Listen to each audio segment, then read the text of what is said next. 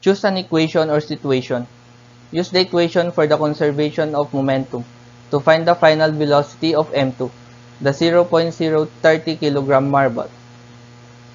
Mass of the first object or M1 times the initial velocity of the first object or V1I plus the mass of the second object or M2 times the initial velocity of the second object or V2I is equal to the mass of the first object times the final velocity of the first object or V1F plus the mass of the second object or M2 times the final velocity of the second object or V2F.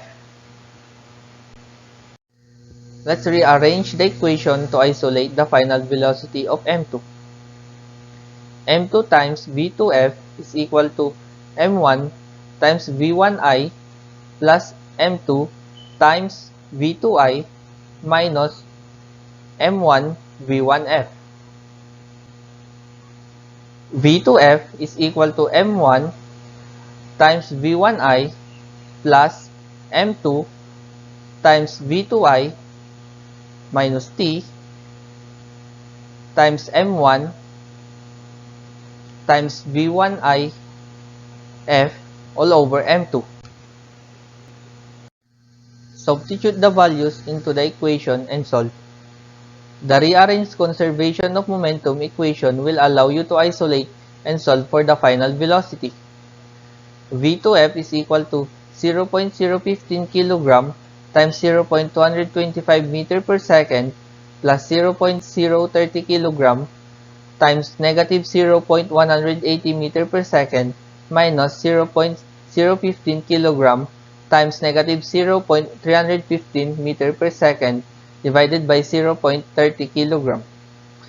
V2F is equal to 3.4 times 10 minus 3 kg meter per second plus negative 5.4 times 10 minus 3 kg meter per second minus negative 4.7 times 10 minus 3 kg meter per second divided by 0.030 kg. So the answer is V2F is equal to 9.0 times 10 minus 2 meter per second to the right.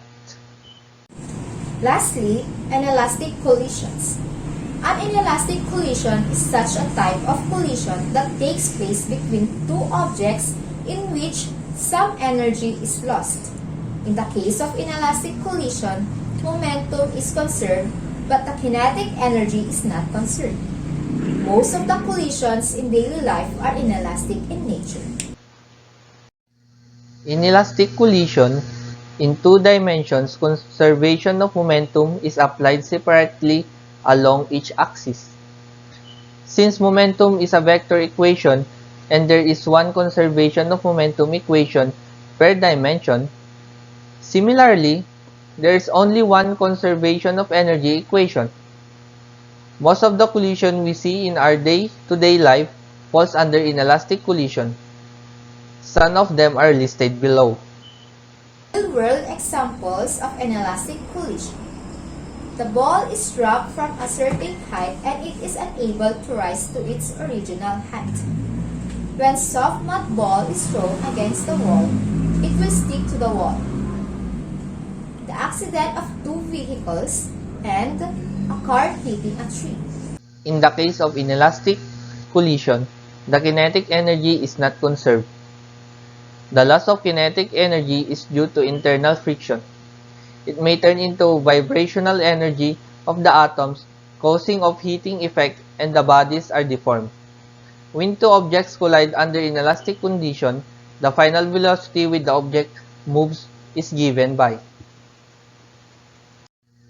In an elastic collision, conservation of momentum is final velocity equals to the combination of mass of the first object or m1 times the velocity of the first object or v1 plus the mass of the second object or m2 times the velocity of the second object or v2 times the combination of the mass of the first object or m1 plus the second object or the m2.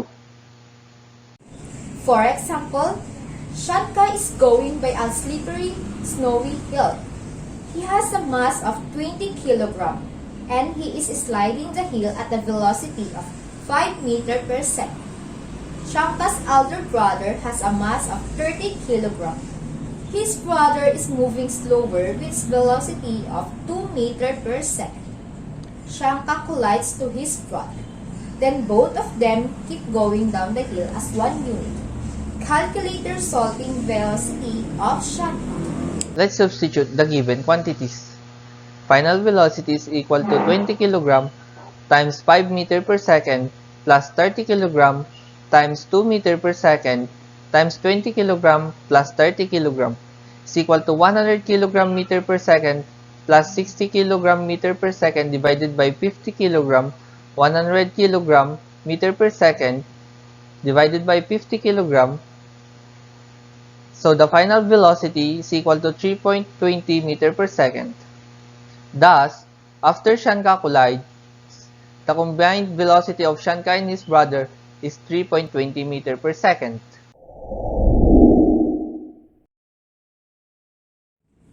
To intensify your understanding of the topic, do the following activity. First activity, bouncing balls. Direction. Classify a collision as perfectly elastic, slightly inelastic, moderately inelastic, highly inelastic, or perfectly inelastic. Materials needed. 4 to 5 types of balls. Example, clay ball, marble, etc. 3 different surface. Example, tile, wood, concrete, or grass. Meter stick or tape measure. Any measuring material available at home. Procedure. Number 1. Drop each ball from a distance of 1 meter onto the surface and record how high it bounced in meters. Example, 0.46 meters. Number 2. Note whether the ball and surface showed perfectly elastic and perfectly inelastic collision. Classify the collision as follows. If the ball bounces up more than 1 meter, then it is elastic. If it bounces up less than 1 meter, then it is inelastic. Repeat steps 1 and 2 and 3 for the 2 other surfaces.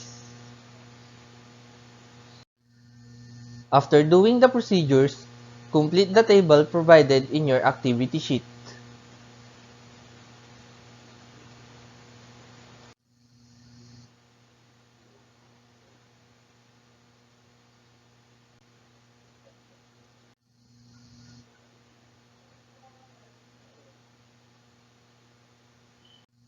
After completing the table, answer the following questions. Number 1. Which ball is generally more elastic? Number 2. Which surface is generally more elastic? Number 3. Was there an elastic collision? Number 4. Was there a perfectly inelastic collision? Second activity, understanding elastic and inelastic collisions. Solve the following problems. A 2,200 kg car traveling at 30 meters per second collides with another 2,200 kg car that is at rest. The two bumpers lock and the cars move forward together. What is their final velocity? Number 2. A 10 kg ball moving at 13 meters per second strikes a 20 kg ball at rest. After the collision, the 10 kg ball is moving with a velocity of 7 meters per second. What is the velocity of the second ball? And lastly, hockey puck A with 2 kg travels with a velocity of 40 meters per second to the right when it collides with hockey puck B with 1.6 kg, which was originally at rest. After the collision, puck A is stationary. Assume no external forces are in play and that the momentum of the pucks are conserved. What is the final velocity of puck B after the collision?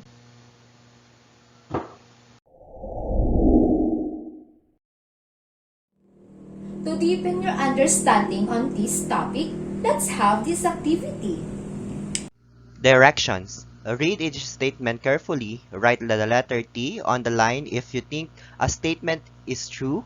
Write an F on the line if you think that the statement is false. For number 1, in any collision between the two objects, the colliding objects exert equal and opposite force upon each other. This is simply Newton's law of action-reaction. Number 2, in a collision, there is a collision force which endures for some amount of time to cause an impulse. This impulse acts upon the object to change its momentum. Number 3, the colliding objects will only experience the same velocity change if they have the same mass and the collision occurs in an isolated system. However, their momentum changes will be equal if the system is isolated from external forces. Number 4, colliding objects will exert equal forces upon each other. If the objects have different masses, then these equal forces will produce different accelerations. For number 5, if the colliding objects have different masses, the equal force which they exert upon each other will lead to the different acceleration values for the two objects. Number 6, total momentum is conserved only if the collision can be considered isolated from the influence of net external forces. Number 7, in any collision, the colliding objects exert equal and opposite forces upon each other as the result of the collision interaction. There are no exceptions to this rule. And number 8, in any collision, the colliding objects will experience equal and opposite momentum changes, provided that the collision occurs in an isolated system. For number 9, in any collision, the colliding objects exert equal and opposite forces upon each other as the result of the collision interaction. For number 10, in any collision, the colliding objects will experience equal and opposite momentum changes provided that the collision occurs in an isolated system. Wow! What a day! I hope that you had a great and learned so much today. This is your teacher, Teacher Pamela.